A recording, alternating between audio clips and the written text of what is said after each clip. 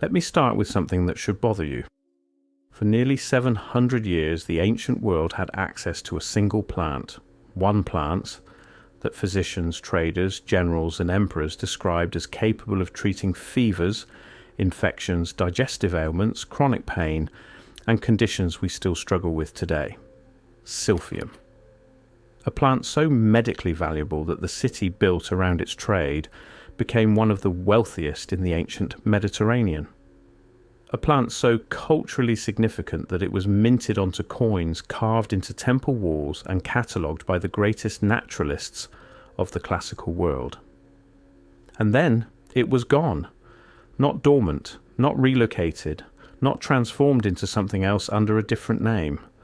Gone, extinct, vanished from the earth within a generation and, remarkably, within the same historical window that saw the consolidation of medical practice under centralized Roman authority. That's the official story.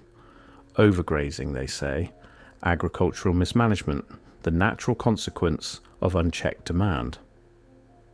But the deeper I looked into what silphium actually was, what it was used for, who controlled it, who documented it, and most critically, who didn't, the more that explanation began to feel not just incomplete, but almost deliberately thin. Silphium, Ferula tingitana, or perhaps a related species in the giant fennel family, the botanists still argue. It grew in a narrow coastal strip of what is now northeastern Libya, in the ancient Greek colony of Cyrene. And here's the first thing that should catch your attention. It grew only there. Nowhere else in the world. A plant of extraordinary medical and culinary value, and it existed in precisely one location on Earth. Does that strike you as merely inconvenient, or does it strike you as something else entirely? The Greeks called it the gift of Apollo. Hippocrates, the father of medicine himself, referenced it in his writings. Dioscorides, whose Materia Medica remained the foundational text of European pharmacy for 15 centuries, catalogued it with obvious reverence. Pliny the Elder, Rome's great encyclopedist of natural knowledge, mourned its passing with the kind of grief normally reserved for the death of emperors. He wrote that by his time, the 1st century AD, only a single stalk of silphium had been found, and it was sent directly to the Emperor Nero as a curiosity. A single stalk sent to an emperor, not to a physician, not to a botanical garden, not to a library or an academy of natural science, to Nero. I want you to hold that detail. We'll return to it. What exactly did silphium treat? That's where the ancient record becomes both staggering and suspicious. Fevers, infections, sore throats, digestive disorders, skin conditions, menstrual irregularities, coughs, pain, warts, dog bites, scorpion stings. The juice of its stalk, the resin called laser or laserpicium, was described as effective for an astonishing range of conditions. Ancient writers weren't vague about this. They were specific, technical, almost clinical in their descriptions of dosages, preparations, and outcomes. And then, silence. Not a gradual diminishment of references, not a slow scholarly debate about declining efficacy. The references simply stop. The plant vanishes from medical literature at roughly the same time it vanishes from physical existence. And what I find most arresting isn't the disappearance itself, it's the uniformity of it. Across cultures, across languages, across centuries of accumulated botanical and medical knowledge, the record of silphium's therapeutic properties becomes fragmentary, inconsistent, and in critical areas, inexplicably absent. If you find this kind of investigation compelling, the places where official history develops strange, convenient holes, consider becoming a YouTube member, as the algorithm tends to not approve of topics like these. We're just getting started. The ancient world produced extraordinary botanical catalogues. The Egyptians maintained detailed medical papyri. The Greeks had their rhizotomists, professional root cutters, and plant specialists who spent their lives studying medicinal herbs. The Romans established systematic agricultural and pharmaceutical traditions that survived in various forms for 1,000 years after the fall of the Western Empire. And yet, the precise biochemical properties of the most celebrated medicinal plant in classical antiquity, the one mounted on coins referenced by every major medical authority of the ancient world, traded across the entire Mediterranean basin, were never definitively recorded, preserved, or passed on in any reproducible form. Not in Alexandria, not in Rome, not in Byzantium, which preserved enormous quantities of classical knowledge through the medieval period. That's not an oversight, that's a pattern. And here is where, for me, the investigation shifted from curiosity to something more urgent, because silphium is not alone. The more I examined the history of lost botanical medicine, the more I encountered what I can only describe as a recurring template. A valuable plant or compound, one with broad-spectrum therapeutic applications, achieves widespread use across a civilization. Its properties are documented by credible, respected authorities. And then, within a historically compressed time frame, the plant disappears, the documentation becomes fragmented, the knowledge of its preparation is lost, and the medical tradition that relied upon it is either absorbed into a more centralized system or simply abandoned. Theriac. The great antidote of antiquity, whose full formula, containing anywhere from 40 to 80 plus ingredients, was prepared according to recipes that varied so dramatically between sources that historians today cannot reconstruct a single definitive version. A preparation used by Roman emperors as a universal remedy, whose knowledge fragmented so completely after the classical period that the compound became more legend than medicine. Soma. The sacred healing and consciousness expanding plant of the Vedic tradition, referenced throughout the Rig Veda as both a medical and spiritual substance of supreme importance. Its identity is one of the most contested questions in the history of botany. Dozens of candidates proposed, none definitively confirmed, the original knowledge seemingly evaporated from a civilization that documented almost everything else with extraordinary care. Kaifi. The Egyptian sacred compound burned in temples and used therapeutically, whose preparation involved dozens of ingredients, careful ritual timing, and specialized knowledge held by a priestly class, knowledge that disappeared with the suppression of the Egyptian temple traditions, leaving us with ingredient lists, but no functional preparation method. Not this plant, not that preparation, not some edge case botanical curiosity, but the same pattern, expressed across different civilizations, different time periods, different cultural contexts. The pattern repeats with unsettling precision. Let's return to the physical record, because there's something in the archaeology that the official narrative handles very gently, almost carefully, and I think deserves harder scrutiny. Cyrene, the city whose entire economic and cultural identity was built around silphium, was one of the great cities of the ancient world. Its ruins survive in modern Libya, temples, public buildings, elaborate necropolis. The city was wealthy enough, and the silphium trade was valuable enough, that Cyrene operated with a degree of economic independence remarkable for a Greek colony of its size. It issued its own high-quality coinage. It maintained its own philosophical and medical traditions. It had, effectively, a monopoly on the most medically significant substance in the ancient world, and the Romans wanted it. The kingdom of Cyrene was bequeathed to Rome in 96 BC through a will according to official history. The last Ptolemaic ruler simply left his kingdom to Rome upon his death. No war, no conquest, no negotiation, just a will. I'm not suggesting that document was forged. I'm asking you to note that it was convenient. Very, very convenient. By the time Rome absorbed Cyrene, the silphium trade was already allegedly in decline. But here's the anomaly that I simply cannot reconcile with the agricultural mismanagement thesis. The Romans were extraordinary agricultural administrators.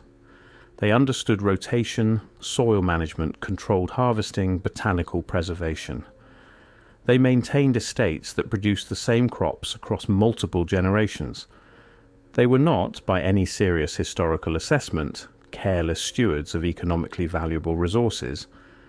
And yet, despite having every motivation to preserve the most valuable medicinal crop in their newly acquired territory, the silphium simply died out.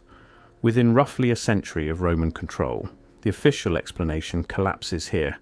Not completely, not provably, but it buckles under the weight of that specific detail. The Romans could have preserved it. The Romans had preserved other valuable botanicals. The Romans had in fact developed sophisticated systems for exactly this kind of agricultural conservation, but not this plant. This one they let go. This is where the investigation becomes difficult to explain away. Imagine trying to erase knowledge of a plant. Not the plant itself, the knowledge, the preparation methods, the dosage specifics, the compound formulations that combine silphium's laser resin with other ingredients to produce targeted therapeutic effects. That knowledge didn't live in one place. It lived in Alexandria, in Rome, in Athens, in Carthage, in the trading ports of the eastern Mediterranean, in the hands of travelling physicians, root cutters and apothecaries across a vast and interconnected ancient world. For that knowledge to vanish as completely as it did would require a coordination so extraordinary, so simultaneous, so comprehensive that it becomes almost impossible to attribute to accident or simple neglect. Think about what it would take. Every botanical garden, every medical school, every travelling physician's personal notes, every apothecary's handbook, every monastic library that preserved classical texts, every translation effort that carried Greek and Roman knowledge through the medieval period and into the Renaissance. All of them would need to have, at precisely the same moment, either lost or chosen not to preserve the functional therapeutic knowledge of this one plant. That's not negligence. That's a wall that appears, remarkably, exactly where our most useful knowledge should be. Once you notice that, you cannot unnotice it. And here's the strangest part. The name survived. The reverence survived. The cultural memory of silphium's importance survived clearly enough that Pliny could mourn it, that medieval scholars could reference the ancient testimonials, that we today can reconstruct a surprisingly detailed catalogue of what the plant supposedly did. What didn't survive was the how, the preparation methods, the compound formulations, the clinical specifics. The use was preserved, the utility was erased. That's a very specific and very unusual kind of forgetting.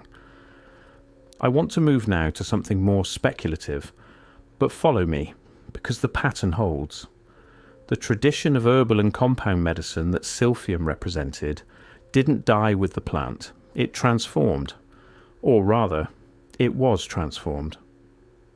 What had been a broadly accessible, trade-based system of botanical medicine, where the healing substance was a physical plant, available to merchants, physicians, and private citizens across the Mediterranean, became, over the subsequent centuries, something increasingly esoteric, increasingly fragmented, and increasingly dependent on specialized, restricted knowledge. The alchemical tradition that emerged in Alexandria in the early centuries of the Common Era occupies a fascinating position in this story. Here were scholars attempting to recover, reconstruct, and theorize about natural transformation processes, including medicinal processes, working often from incomplete, encoded, or deliberately obscured source materials. The great alchemical texts are full of the language of loss, recovered knowledge, hidden teachings, encrypted wisdom from a prior age. Why would knowledge need to be hidden? What were they encoding, and from whom? The Arabic alchemical tradition that followed, and which preserved enormous quantities of Greek medical and philosophical knowledge that would otherwise have vanished, similarly speaks in the language of transmission, recovery, and hidden lineage. Ibn Sina, Jabir ibn Hayyan, these were not charlatans or mystics. They were serious scholars conducting what they understood to be empirical natural research, and they worked consistently from the sense that something had been lost that they were trying to reconstruct. The evidence suggests something much larger was at stake than the loss of one plant. It suggests the loss of an entire system, a way of approaching the natural world as a source of healing that was comprehensive, integrated, and, perhaps critically, decentralized. Not controlled, not regulated, not dependent on any central authority for its production, its distribution, or its knowledge base. That distinction between decentralized natural medicine and centralized controlled medical practice is the thread that, once you pick it up, unravels through all of this history. Let me tell you what's missing. Not what we have, what we don't have. We don't have a single, complete, clinically precise account of silphium's preparation for internal use. We don't have reproducible compound formulas that specify the laser resin in combination with other ingredients at functional dosages. We don't have any preserved biological material, no seeds, no root samples, no dried plant specimens, despite the fact that the Romans, the Byzantines, and later the Islamic scholars of the medieval period preserved botanical specimens of far less celebrated plants. We don't have, and this is the detail I keep returning to, any account of anyone trying to cultivate silphium outside its native range. Ancient agriculture was sophisticated enough to transplant, cultivate, and acclimatize plants across vast distances. The Romans moved species across their empire constantly. The idea that no one at any point during the centuries of silphium's documented therapeutic value attempted systematic cultivation of a plant worth its weight in silver in controlled agricultural conditions, in locations protected from the wild grazing allegedly responsible for its decline, this strains credibility almost to breaking. The silence in the record here is not the silence of absence, it's the silence of removal. Those are different silences, and once you've learned to distinguish them, you start hearing the second kind everywhere. And what filled the space? This is the question that the official history never asks with sufficient seriousness. Because when a system disappears, medical, economic, cultural, something moves into the vacuum. And the nature of what moves in tells you something about the nature of what was displaced. After silphium, after the fracturing of the classical botanical tradition, after the deliberate encoding and restriction of the alchemical knowledge streams, what emerged slowly and then with gathering force was a medical system organized around scarcity, around proprietary formulations, around specialized credentialed practitioners whose authority derived not from independent mastery of natural knowledge but from institutional certification, around, in other words, control. I am not saying this is entirely bad. I'm not making that claim. Regulation, standardization, and credentialing have genuine value. Medicine made real and extraordinary advances under systematized practice. But I am asking, what was the cost?